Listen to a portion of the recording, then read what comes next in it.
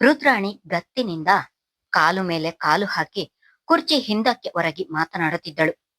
ಕಲಾವತಿ ಮೈ ತುಂಬಾ ಸೆರಗೊದ್ದು ಭಯದಲ್ಲಿ ನಿಂತಿದ್ದರೆ, ಪದ್ದಣ್ಣ ಕೂಡ ತನ್ನ ಹೆಗಲ ಮೇಲಿದ್ದ ಚೌಕವನ್ನು ತೆಗೆದು ಕೈಯಲ್ಲಿ ಹಿಡಿದು ತಲೆ ತಗ್ಗಿಸಿ ನಿಂತಿದ್ದರು.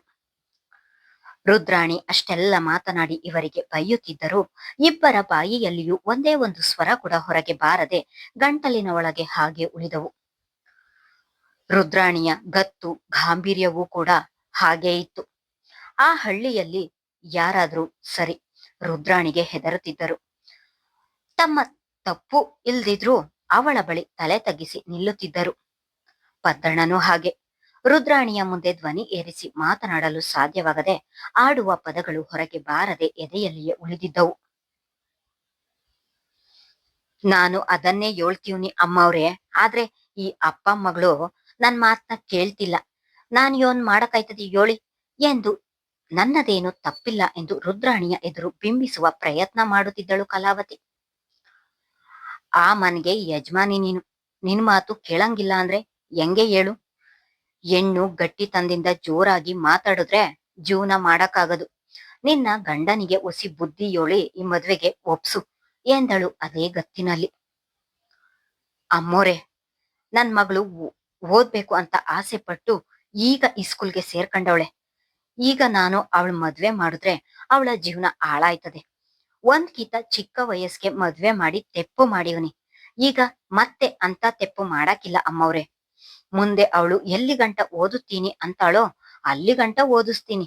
ಈಗ ಮದ್ವೆ ಮಾಡಿದ್ರೆ ಮತ್ತೆ ಅವಳ ಜೀವನ ಹಾಳಾಯ್ತದೆ. ಹೆಂಗಿದ್ರು ನೀವು ದೊಡ್ಡೋರು, ನಿಮ್ಮ ಮಗನಿಗೆ ಬ್ಯಾರೆ ಕಡೆ ಹೆಣ್ಣು ನೋಡಿ ಮದ್ವೆ ಮಾಡಿ.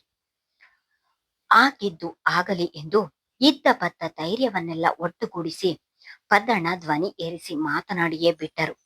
ಮನದಲ್ಲಿ ಎಷ್ಟೇ ಭಯ ಇದ್ದರೂ ಎದುರಿಗಿರುವವರನ್ನು ನೋಡಿ ಹೆದರಿದರೂ ಸಹ ಮಗಳಿಗಾಗಿ ಮಾತನಾಡಲೇಬೇಕಾದಂತಹ ಪರಿಸ್ಥಿತಿ ಒದಗಿ ಬಂದಿತ್ತು.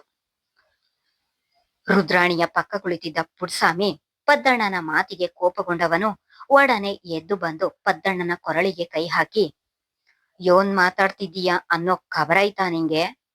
ಬ್ಯಾರೆ ಕಡೆ ಹೆಣ್ಣು ನೋಡಿ ಮದ್ವೆ ಮಾಡ್ಕೊಳ್ಳಿ ಅಂತ ಬಿಟ್ಟಿ ಸಲಹೆ ನಂಗೆ ಕೊಡ್ತಿದೀಯಾ ನೀನು?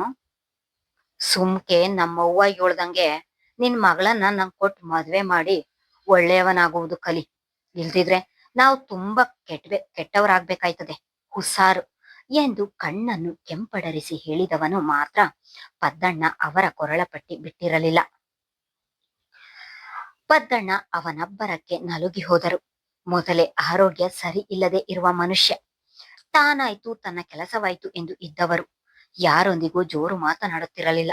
ಅಂಥದ್ರಲ್ಲಿ ಅಂತಹ ಒಳ್ಳೆಯ ಮನುಷ್ಯ, ಸಾಧು ಮನುಷ್ಯನ ಮೇಲೆ ತನ್ನ ಪ್ರಹಾರ ತೋರುತ್ತಿದ್ದನು ಪುಡ್ಸಾಮಿ. ಪುಡ್ಸಾಮಿಯ ಅವತಾರ ನೋಡಿ ಒಂದು ಕ್ಷಣ ಹೆದರಿದ ತಿಮ್ರಾಯ ಒಡನೆ ಓಡಿ ಬಂದು, ಪುಡ್ಸಾಮಿ, ಯೋನು ಮಾಡ್ತಿದೀಯಾ ನೀನು? ಪದ್ದಣ್ಣನಿಗೆ ಮೊದಲೇ ಹುಷಾರಿಲ್ಲ. ನೀನು ಹಿಂಗೆ ಹಿಡಿದ್ರೆ ಅವನು ಸತ್ತೆ ಹೋಯ್ತಾನೆ. ಮಾತಲ್ಲಿ ಬಗೆಹರಿಸುವ ಈಸಿಯಾನ ಇಷ್ಟು ದೊಡ್ಡದು ಮಾಡ್ತಿದೀಯಲ್ಲ ನೀನು. ಉಗ್ರಲ್ಲಿ ಹೋಗೋದ್ನ ಕೊಡ್ಲಿ ಯಾಕೆ ತಕತಿದೀಯ? ಮೊದ್ಲು ಪದ್ದಣ್ಣನ ಕೊರಳು ಪಟ್ಟಿ ಬಿಡು ಎಂದು ಬಲವಂತದಿಂದ ಪುಡ್ಸಾಮಿಯನ್ನು ಹಿಂದಕ್ಕೆ ಎಳೆದಿದ್ದನು ತಿಮ್ರಾಯ.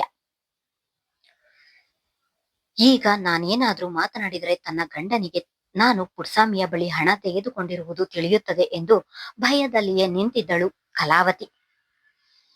ನೋಡ್ಲಾ ಪದ್ದಣ್ಣ, ನನ್ನ ಮಗನ್ನ ಕೆಟ್ಟವನ್ನಾಗಿ ಮಾಡಬೇಡ.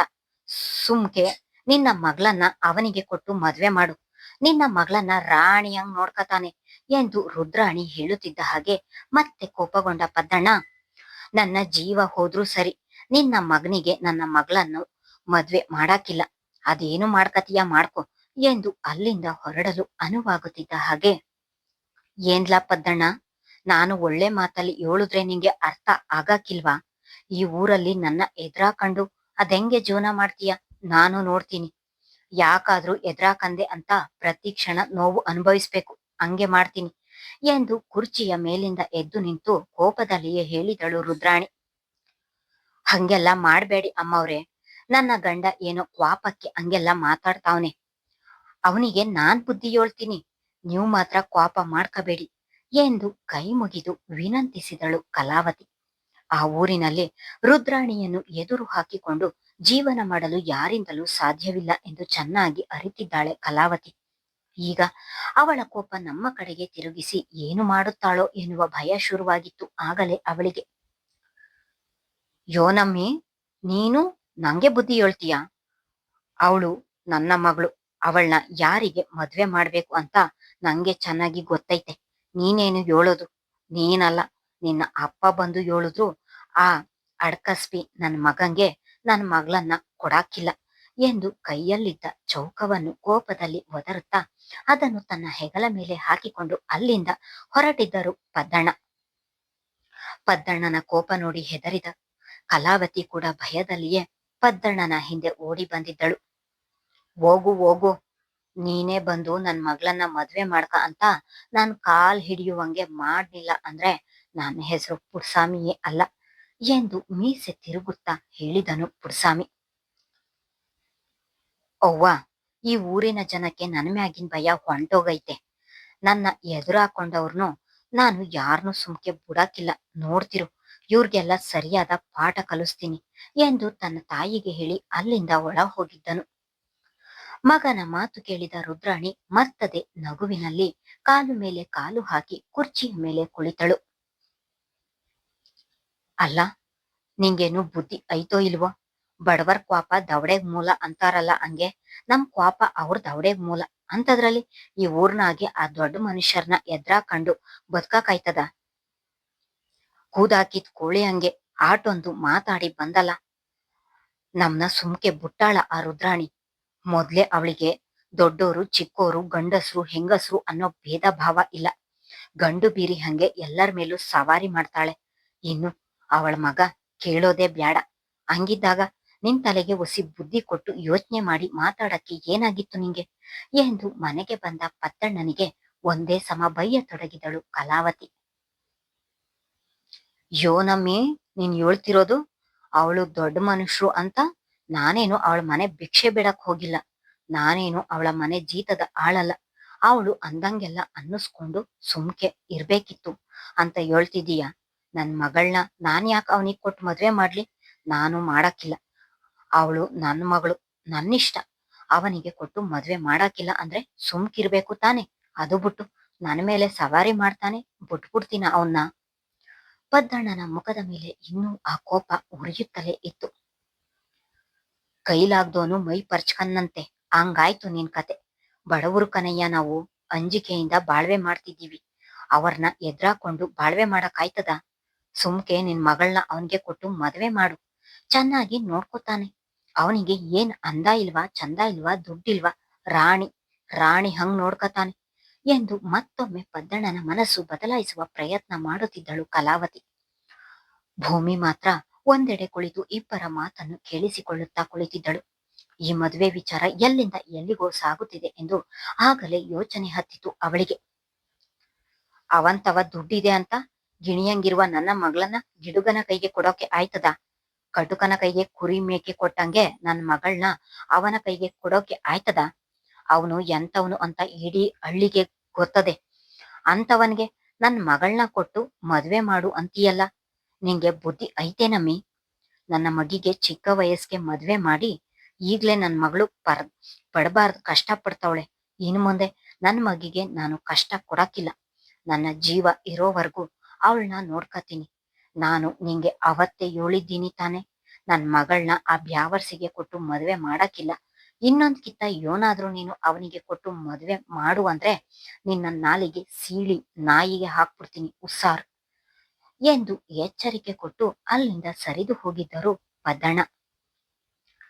ಪದ್ದಣ್ಣ ಹೊರ ಹೋಗುತ್ತಿದ್ದ ಹಾಗೆ ಕಲಾವತಿಯ ಕೋಪ ಅಲ್ಲಿಯೇ ಕುಳಿತಿದ್ದ ಭೂಮಿಯ ಕಡೆಗೆ ತಿರುಗಿತ್ತು.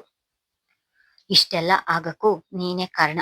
ನೀನೊಬ್ಳು ಸರಿ ಇದ್ದಿದ್ರೆ ಎಲ್ಲ ಸರಿಯಾಗಿರ್ತಿತ್ತು. ನಿಂತ ನಿಲ್ಲಿಲ್ಲ, ಬಿದ್ಗೋಡೆ ಹಾಕ್ನಿಲ್ಲ ಅಂತ ಮದ್ವೆ ಮಾಡ್ಕೊಂಡೋಗಿ ಆಗ್ಲೇ ಗಂಡನ್ ಕಳ್ಕೊಂಡು ಇಲ್ಲಿ ಬಂದ್ ಕೂತಿದ್ದೀಯ. ಅಲ್ಲೇ ನಿನ್ ಅತ್ತೆ ಮನೆಯಾಗಾದ್ರೂ ಬಿದ್ದಿದ್ರೆ ಇಲ್ಲಿ ನಾವಾದ್ರೂ ನೆಮ್ಮದಿಯಾಗಿ ಇರ್ಬೋದಿತ್ತು. ಇಲ್ಲಿ ಬಂದು ವಕ್ರಿಸ್ಕೊಂಡು ನಮ್ ನೆಮ್ಮದಿಗೂ ಕಲ್ಲಾಕಿ ಕೂತಿದ್ದೀಯ. ಇನ್ನು ನಿನ್ನಿಂದ ನಾವು ಯಾವ್ಯಾವ ನರ್ಕ ಅನುಭವಿಸ್ಬೇಕೋ ಅದ್ಯಾವರ್ಗೆ ಗೊತ್ತು. ಹೆಂಗೋ ಅಂಬ್ಲಿನೋ ಗಂಜಿನೋ ಕುಡ್ಕೊಂಡು ನೆಮ್ಮದಿಯಾಗಿದ್ವಿ. ನೀನು ಈ ಮನೆಯಾಗ್ ಬಂದಾಗಿಂದ ಆ ನೆಮ್ಮದಿಯೆಲ್ಲ ಹಾಳಾಗೈತೆ ಎಂದು ಭೂಮಿಯನ್ನು ಶಪಿಸುತ್ತಲೇ ಅಲ್ಲಿಂದ ಸರಿದು ಹೋಗಿದ್ದಳು ಕಲಾವತಿ. ಇಷ್ಟು ದಿನದವರೆಗೆ ಕಲಾವತಿ ಏನೇ ಬೈದರೂ ಏನೇ ಹೇಳಿದರೂ ಬೇಸರವಾಗದ ಭೂಮಿಗೆ ಇಂದೇಕೋ ಕಲಾವತಿಯ ಮಾತು ಅವಳ ಮನಸ್ಸಿಗೆ ಬಹಳವೇ ನೋವುಂಟು ಮಾಡಿದವು. ಅವಳ ಕಣ್ಣಿನಲ್ಲಿ ಹೇಳದೆ ಕೇಳದೆ ನೀರು ಇಳಿದಿದ್ದವು. ಭೂಮಿ ಹೆಣ್ಣಾಗಿ ಹುಟ್ಟಿದ್ದೇ ಇಲ್ ತಪ್ಪ, ಅಥವಾ ಹುಟ್ಟುತ್ತಿದ್ದ ಹಾಗೆ ಅವಳ ತಾಯಿ ಇಲ್ಲಿ ಬಿಟ್ಟು ಹೋಗಿದ್ದು ಅವಳ ತಾಯಿ ತಪ್ಪ, ಅಥವಾ ಹುಟ್ಟುತ್ತಿದ್ದ ಹಾಗೆ ತಾಯಿಯನ್ನು ಕಳೆದುಕೊಂಡು ನತದೃಷ್ಟೆಯಾಗಿ ಹುಟ್ಟಿದ್ದು ಭೂಮಿ ತಪ್ಪ? ಹೆಣ್ಣು ಮಕ್ಕಳಿಗೆ ತಾಯಿ ಎಷ್ಟು ಮುಖ್ಯ ಎಂಬುದನ್ನು ನೆನೆದು ಇಲ್ಲಿ ಭೂಮಿ ಹೆಜ್ಜೆ ಹೆಜ್ಜೆಗೂ ನೋವು ಅನುಭವಿಸ್ತಿದ್ದಾಳೆ. ಬಹುಶಃ ಅವಳ ತಾಯಿ ಬದುಕಿದ್ರೆ ಭೂಮಿಗೆ ಇಂಥ ಪರಿಸ್ಥಿತಿ ಬರ್ತಿರ್ಲಿಲ್ಲ ಎನಿಸುತ್ತದೆ. ಇಷ್ಟು ಚಿಕ್ಕ ವಯಸ್ಸಿಗೆ ಈ ಸಮಾಜದಲ್ಲಿ ಅವಳು ಮಾಡಿದ ಯಾವ ತಪ್ಪಿಗೆ ಅವಳಿಗೆ ಈ ಶಿಕ್ಷೆ? ಭೂಮಿ, ಭೂಮಿ, ನಿನ್ನ ಎಲ್ಲೆಲ್ಲಿ ಅಂತ ಹುಡ್ಕೋದು?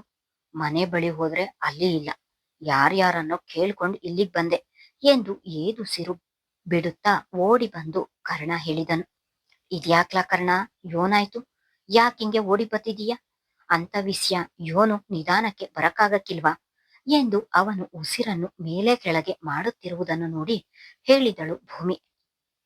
ಭೂಮಿ, ನಿಂಗೆ ವಿಷಯ ಗೊತ್ತಾಯ್ತಾ ಎಂದು ಕೆಳಬಾಗಿ ಎರಡೂ ಕೈಗಳನ್ನು ಮಂಡಿಯ ಮೇಲೆ ಇರಿಸಿ ಜೋರಾಗಿ ಉಸಿರಾಡುತ್ತಲೇ ಹೇಳಿದನು. ಯಾವ ವಿಷಯ ಕರ್ಣ? ನಂಗೆ ಯೋನು ಗೊತ್ತಿಲ್ಲ, ಅದೇನು ಯೋಳು ಎಂದು ಕೊಡವನ್ನು ತನ್ನ ಸೊಂಟದ ಮೇಲೆ ಇರಿಸುತ್ತಲೇ ಆತಂಕದಲ್ಲಿ ಕೇಳಿದಳು. ಇವತ್ತು ಬೆಳಿಗ್ಗೆ ಶಾಂಭವಿ ಅವರ ಮನೆಯ ಮುಂದೆ ತಲೆ ಸುತ್ತಿ ಮುಷ್ಟಿ ಬಿಗಿ ಹಿಡಿದು ಬಿದ್ದಳಂತೆ. ಒಡನೆಯೇ ಅವಳನ್ನು ಹಾಸ್ಪಿಟಲ್ಗೆ ಕರೆದುಕೊಂಡು ಹೋಗಿದ್ದಾರಂತೆ. ಕೆಲವರು ಅವಳಿಗೆ ಇನ್ನೂ ಪ್ರಜ್ಞೆ ಬಂದಿಲ್ಲ ಎಂದು ಹೇಳುತ್ತಿದ್ದಾರೆ. ಅವಳಿಗೆ ಏನಾಗಿದೆ ಎಂದು ಯಾರೂ ಸರಿಯಾಗಿ ಹೇಳುತ್ತಿಲ್ಲ. ಊರಲ್ಲಿ ಆಗಲೇ ಎಲ್ಲರೂ ಅವಳ ಸುದ್ದಿ ಮಾತನಾಡುತ್ತಿದ್ದಾರೆ. ಒಬ್ಬೊಬ್ಬರ ಬಾಯಿಯಲ್ಲೂ ಒಂದೊಂದು ರೀತಿ ಮಾತನಾಡುತ್ತಿದ್ದಾರೆ. ನನಗೆ ಯಾಕೋ ತುಂಬಾ ಭಯವಾಗುತ್ತಿದೆ ಎಂದು ಕರ್ಣ ಹೇಳುತ್ತಿದ್ದ ಹಾಗೆ ಅವಳ ನಡುವಿನ ಮೇಲಿದ್ದ ಕೊಡ ನೆಲದ ಪಾಲಾಗಿತ್ತು. ಮುಂದುವರಿಯುವುದು. ಧನ್ಯವಾದಗಳು.